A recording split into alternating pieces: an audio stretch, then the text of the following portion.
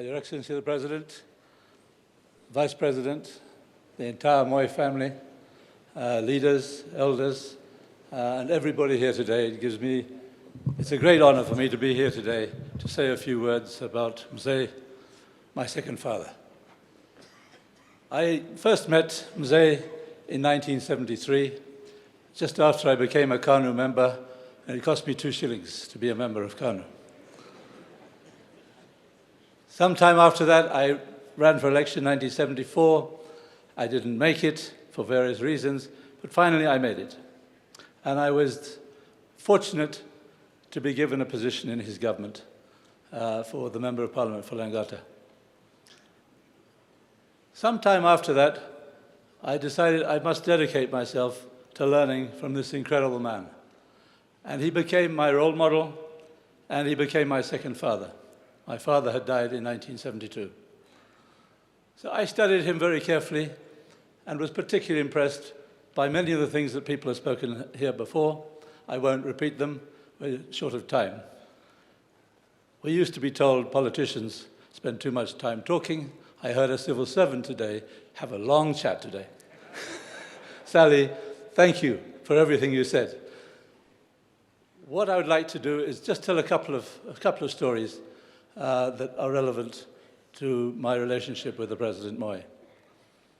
Sometime during my political career, my brother Richard decided that he wanted to have a fight with KANU and with the President Moy, and he created his own party, Safina.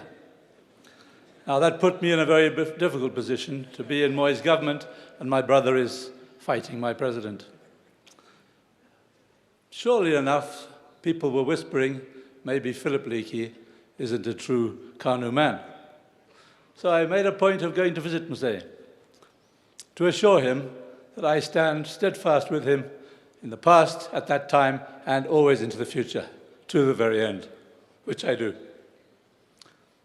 He said, don't worry, let me tell you a few things that may be important for you to know. He said, first thing, no politician can succeed if he makes politics personal. Politics is not a personal business. Today, you can fight. I listened to carefully. I said, that's excellent, Mzee. He said, the other thing, you should never hate a person. Hate what they do, but don't hate the person. That resonated with me. And he has practiced that throughout his life. I believe I have managed to do the same from his wisdom. But I said, what about this Safina business, Mzee? He said, well, you don't hate him, I don't hate him, but we will cheza siasa kidogo na yeye. I said, sawa. And I'm sure many of you remember, there was a lot of maneno in the newspapers, the television, and everything. Loggerheads, Richard and President Moy. He said, just stay calm, tutamtolea pumuzi baadaye kidogo.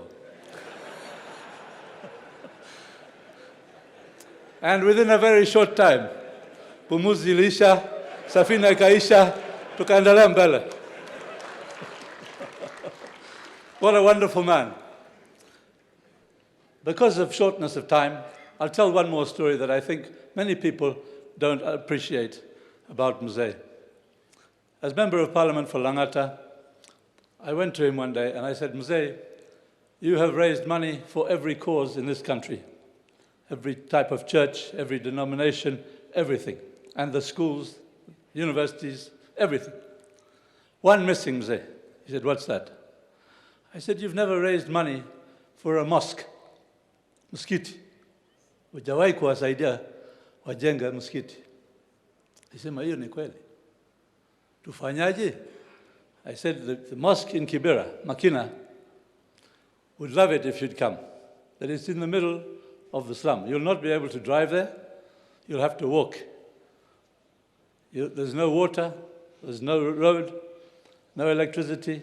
If your security people don't mind and you're willing to come, we would be delighted. He said, arrange. I'll be there. Tell me what we have to do. So within a short time, a couple of months, we fixed a date, and the day of the Harambee was set. What I learned with Mzee in all the years I worked for him, he didn't like surprises. Never surprise him. He didn't like that. He wanted to know beforehand what was coming. So I went to him and I said, apart from the water and the road, the electricity for the mosque, there's two things we really need. And only you can help us. And I won't divulge it to anybody in Kibera until that day. He said, what's that? I said, the mosque has never had a title deed. Because Kibera, there were no title deeds. He took the phone and he called Gachanja, the Commissioner of Lands. He said, I want the title deed for that mosque brought to me. He got the title deed. He said, what's the other problem?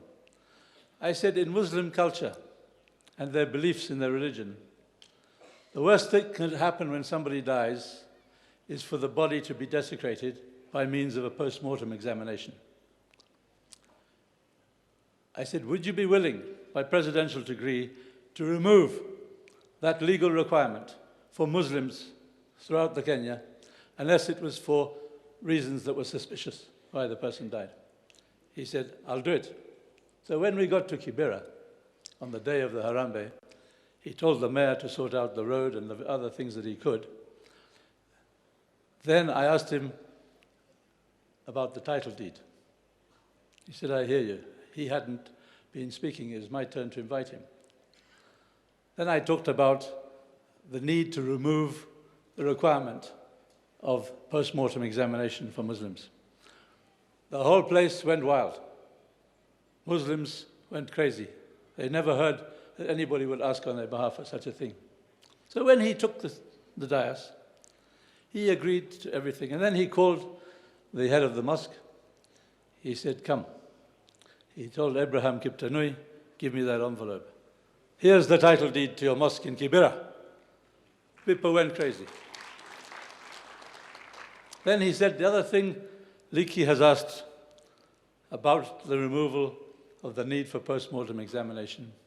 From here on out, it will never happen again. I order by decree as president. It hasn't happened since then.